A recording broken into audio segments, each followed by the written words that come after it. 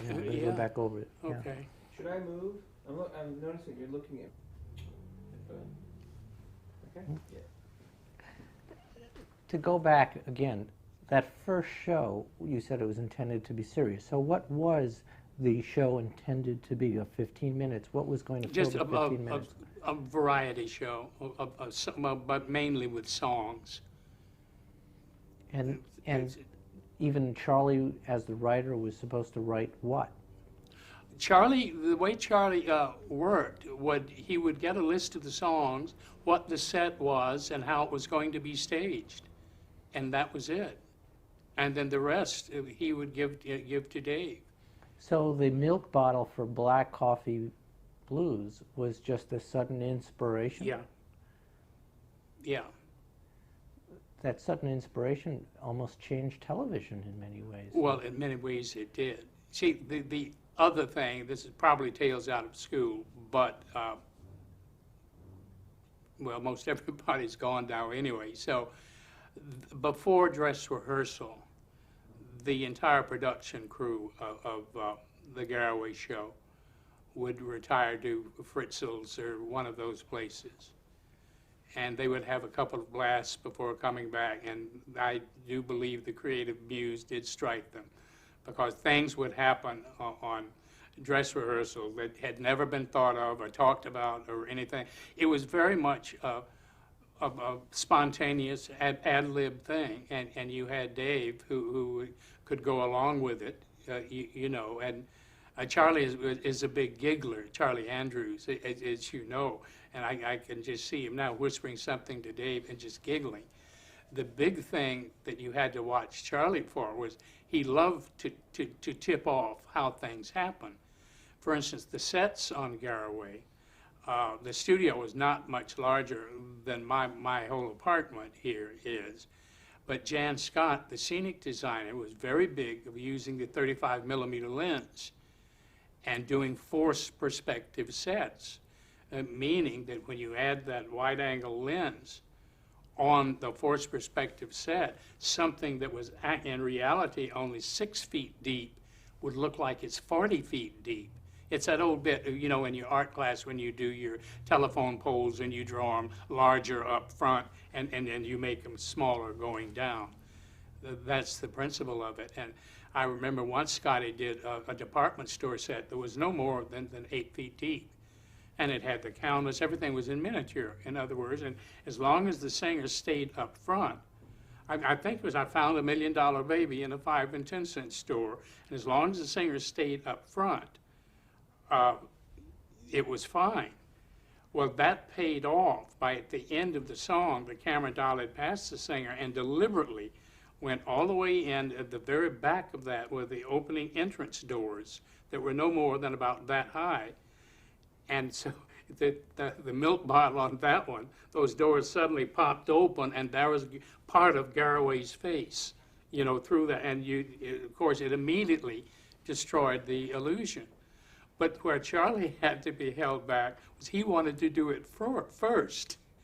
And the directors fought and said, no, no, no, you cannot do that. The whole idea, please, Charlie. And so that they went along, you know, with paying off at the end there. Wasn't there also a harmonica song where Dave came out afterward chewing on an ear of corn or something? Yeah. What was that? That was just another gimmick. Like, see, the show got so popular, especially in showbiz terms.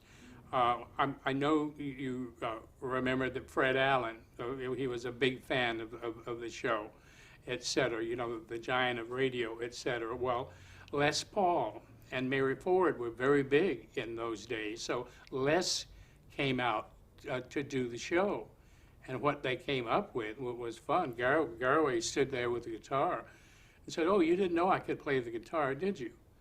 And he went, well, you cut to the close-up, and those fingers just went a mile a minute, you know, with arpeggios and the whole thing. Of course, what it was Les's hands over here were really doing all of that. So that didn't pay off until after the song was over, you know, and Les had done his solo spot. Garraway carried that off very well, though, didn't he? Yeah, yeah. What made Garraway so special in those days? See, David's background was he had a disc jockey show from midnight to 1 a.m. when I was at Northwestern, and I'd be studying and et cetera, and you'd always turn on because David was very esoteric. He was Old Tiger, hello, Old Tiger Eyes, how are you? He's the one who named Sarah Vaughan the design of the divine Sarah. And this and that. He was really a bit precious for any other time except midnight to 1 a.m. And he appealed to all the college students, of course, in that neck of the woods. So when they were thinking of a variety show, as the show was going to be born, Dave was already on staff as a radio disc jockey, midnight to 1 a.m., and he had a huge crush on Tallulah Bankhead. So every night he'd play I'll Take Tallulah, you know, the old Tommy Dorsey record, etc. So all sorts of things went on to make him the personality that he was. But the show, I think, captured David was a very complicated man in real life, and the Garraway you saw on that show was not the Garraway that you would pass in the hall. Who was that Garraway? Rather dour and very, very serious. See, David had wanted to be an astronomer. I believe he was from Syracuse and had studied astronomy, etc. He was quite intellectual, really, that way. So that it was a combination of his easygoingness and Charlie. That's the reason I say there was more Charlie Andrews in David as a performer than there was David. Not pleasant? Yeah. He was, if David liked you, he liked you, but if he didn't, you learned to stay away. My experience over the years has been a lot of stars are like that.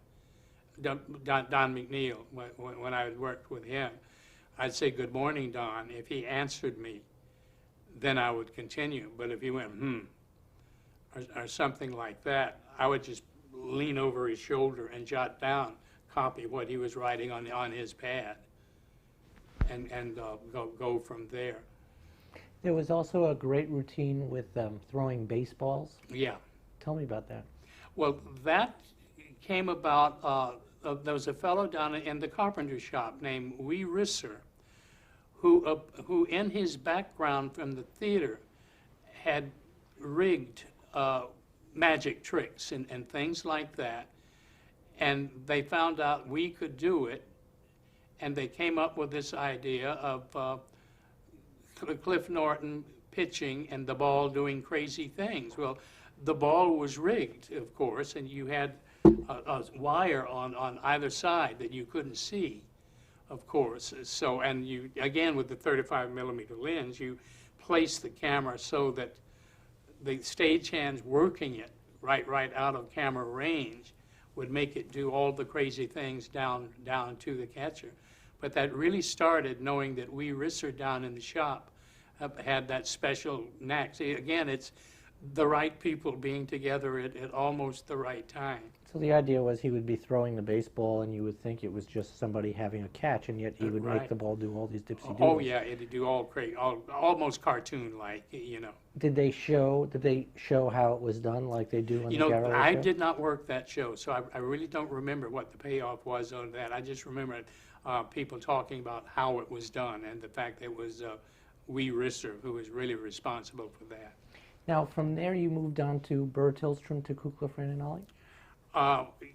Yeah, see, it was a good place to be in Chicago because you could stage manage and you could also direct at the same time. They start you on little local shows and what have you and go from there. So I liked being stage manager on Kukla, Fran and Ollie so much that I really hated to leave the show, but it got so I was directing more and more, and I knew I had to give up Kukla, and that's how I left it, is when I was directing that point, Hawkins Falls, and lots of other things. Well, tell me about Burr Tillstrom.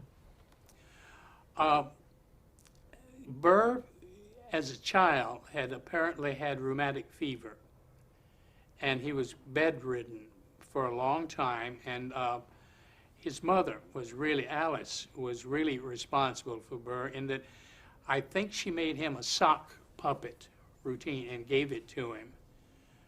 And he found that it could talk back to him and all of that, and that's where he started in puppetry. And as he worked at Marshall Field some, I believe, doing puppet shows for kids, etc., and all of that. And as I say, by the time 1939 came around, he was good enough, etc., that he was at the RCA Pavilion at the World's Fair here in New York in 1939. And then, of course, World War II prevented television from spreading any more than that, but Burr had gone back to television at WBKB. He started at WBKB. That's where his director, Lou Gomovitz, came from, and where his producer, Beulah Zachary, was also from WBKB, although Beulah's background had been, she had been the stage manager for Billy Rose here in New York. What was Burr like to work with from your point of view? Oh, from my point of view, very, very easy. The thing was, it was very easy for me. Don't forget, I was putting the show on the air every day before they ever came over. See, they had to finish out, as I said, their contract at BKB. And I fell in love with the show, and it was so whimsical and clever and funny. And then when they moved over to NBC, they brought their stage manager, Russ Mayberry, with them.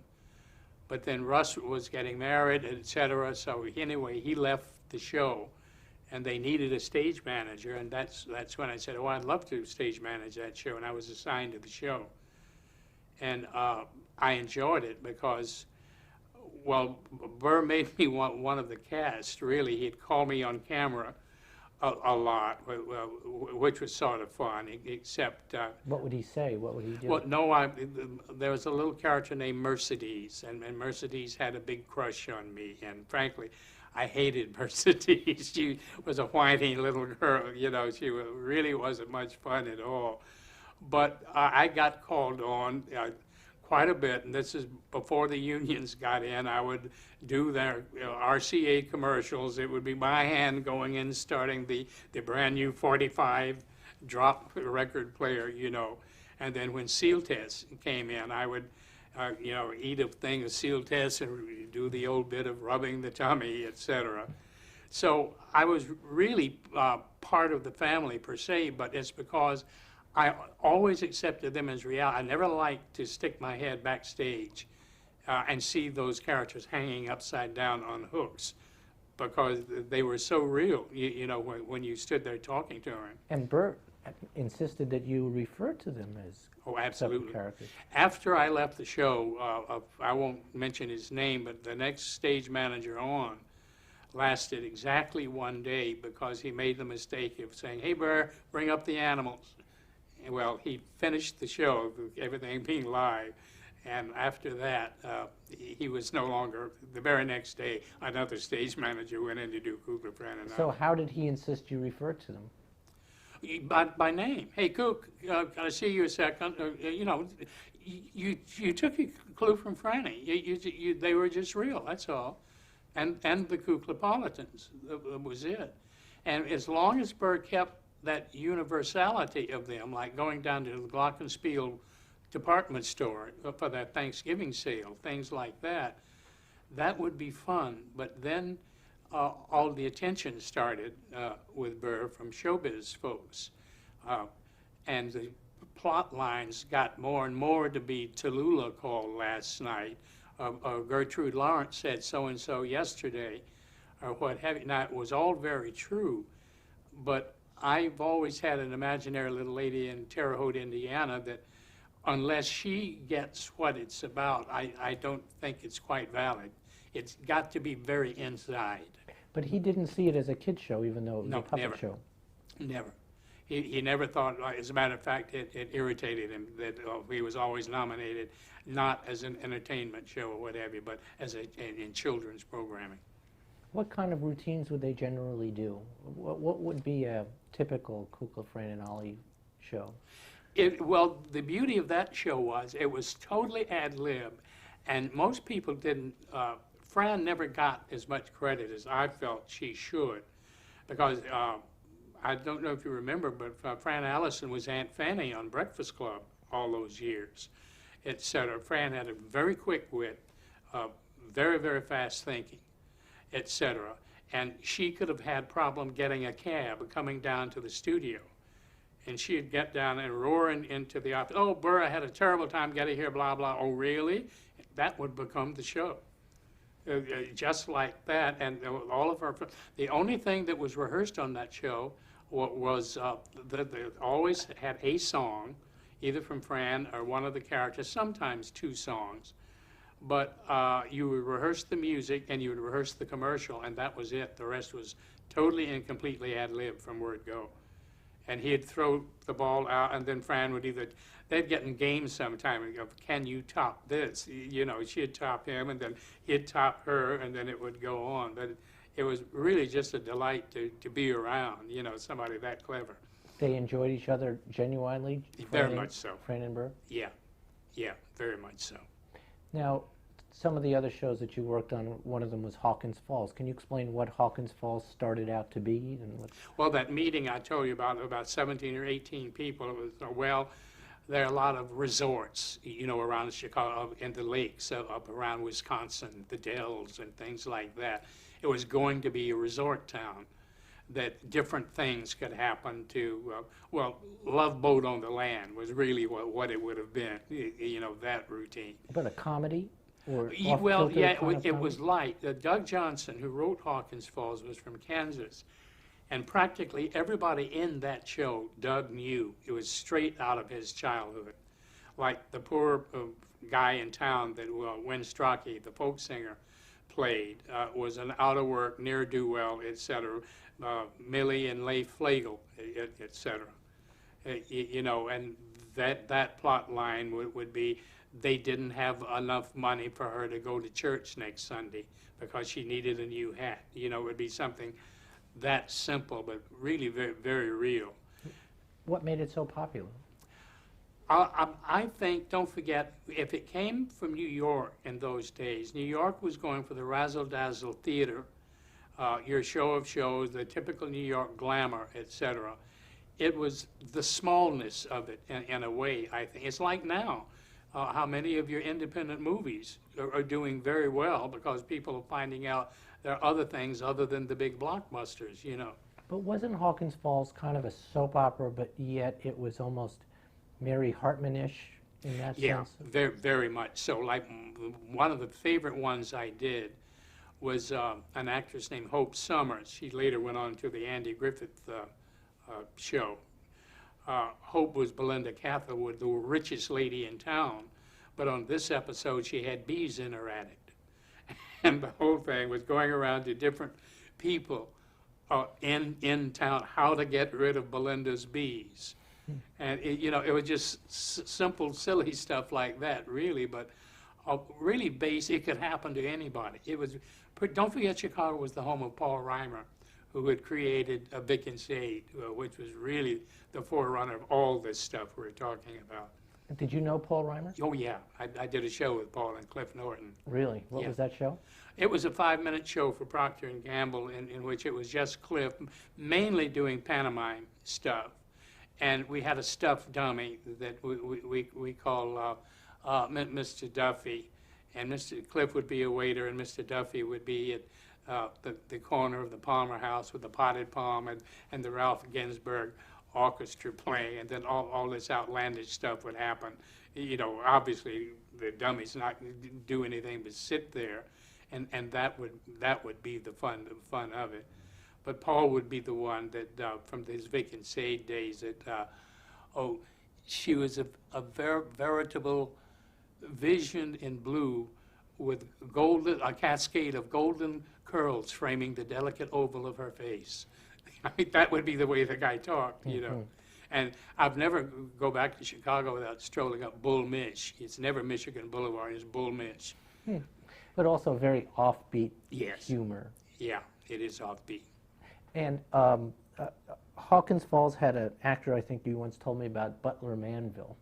Oh, right. Tell me about him. Butler had to be 85, 86, an old character guy from radio days on. And Butler was very much on the face side, and he went through his color phases. Now, we were in black and white, of course, but Butler would come in yellow, and it got so and one day he'd come in blue. And that would be his color of the day. And it got so nobody paid any attention to him anymore. Butler, Butler, you're yellow today. You say, oh, yeah, yeah. Well, this one Hawkins Falls, we finished dress rehearsal, and we were 3 minutes short. I said, gosh, we got to stretch. Now, what can I do? There's a scene where Butler was going to eat his lunch before Frank Dane, the character, came in, and they carried on with the plot.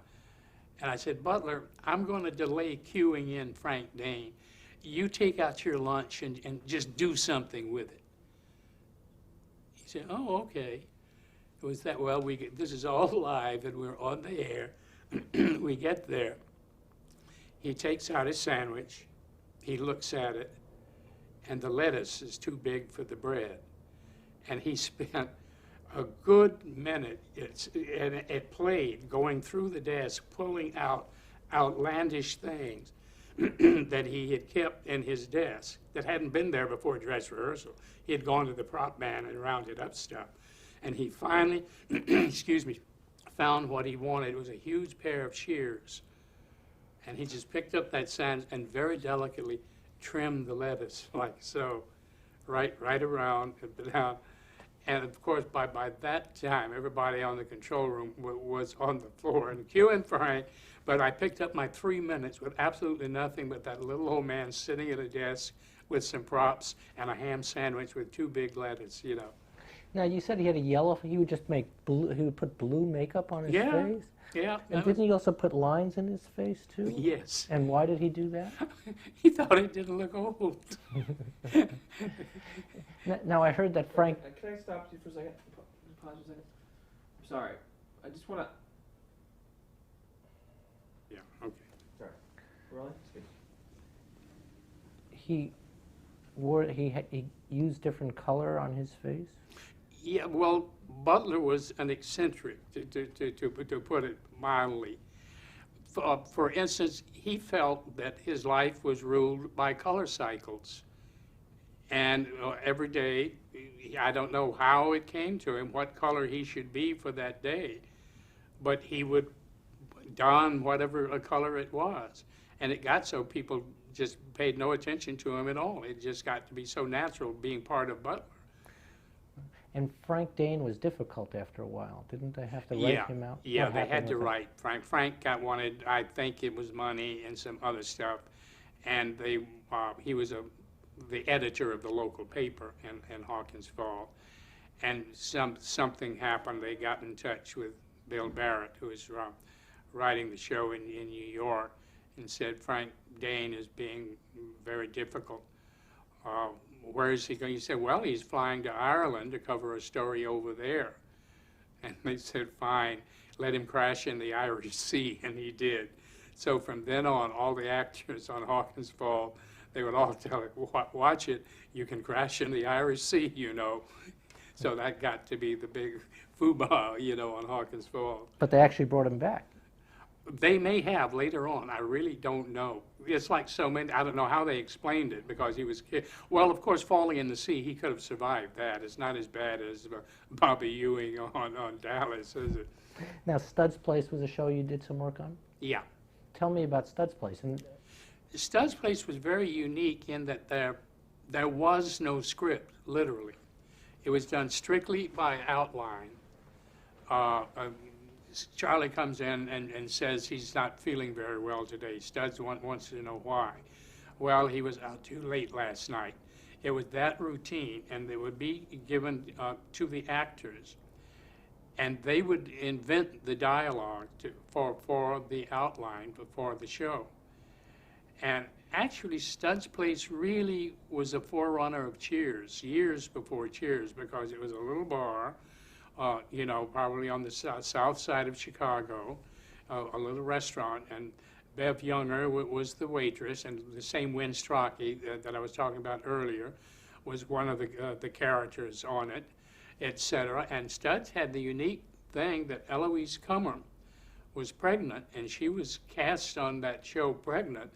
And to my knowledge, it was said at the time she was the first pregnant woman ever to be cast on live television. You know, it was, that routine was made a lot of, etc.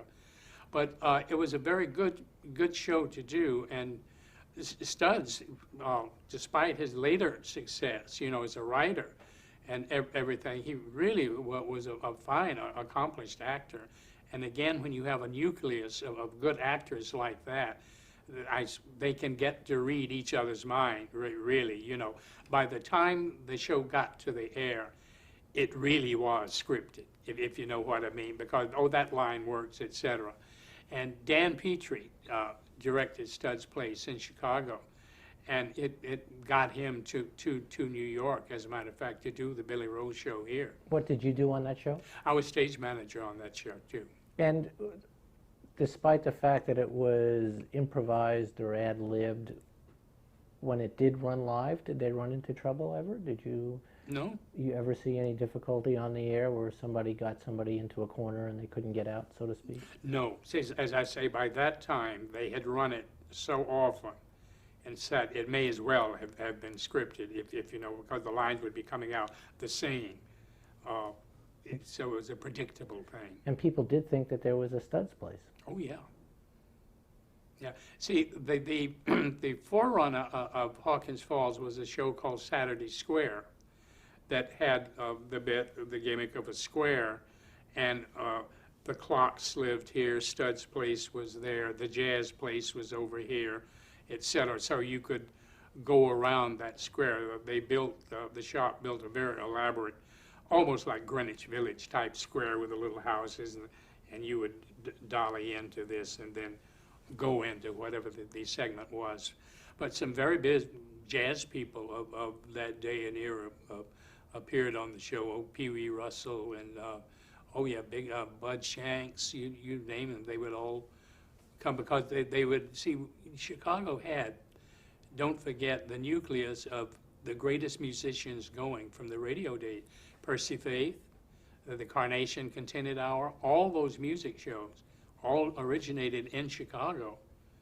And, well, Galicchio, the NBC orchestra could do anything. I once did a symphonic show playing Shostakovich and stuff like that with the same guys that would be blowing Garraway 2 days later. You know, so it was that type of real music center. Let's take some of the other shows. Marlon Perkins' Zoo Parade. Did you work on that? Oh, yeah. Yeah, I was stage manager the day Marlon got bitten by the rattlesnake. Tell me about that. Well, it was very interesting. Luckily, you see, one of the spots on the show, it was in the snake house, and it was having to do with all kinds of reptiles, etc. And Jim Hurlburt, who worked with Marlon, hated snakes. He just was petrified of them.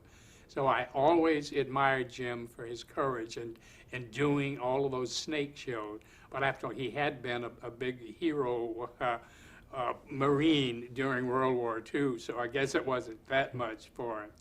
But on dress rehearsal, Marlon was working, and the snake bit him, just like so. But one of the segments on the show was how to treat a snake bite. So he quickly did the bit of the thing that went in, because, you know, the snake making two things, and you apparently slit in between the two incisions, and you drained either suck out, or they had a suction cup type thing that they'd put on to get the poison out. So Marlon did do that, but they didn't want to take a chance. It was now only about 20 minutes before going on the air, 4:30. So Marlon took off and went to the hospital, and Lear Grimmer, who was the head of the snake house, the Lincoln Park Zoo was set up that each particular house had you know, the overall chief for the house. And then Marlin was the big muckety-muck up at the top of everybody. Well, Lear Grimmer was the snake expert, and since he had really set the show up with Marlin and had been going through each of the steps with him, he knew exactly what the show was and what to do. So Lear dashed in and got into his civilian clothes. They all wore those terrible zoo uniforms, you know. And he did the show. And he did the show, right, and one notice.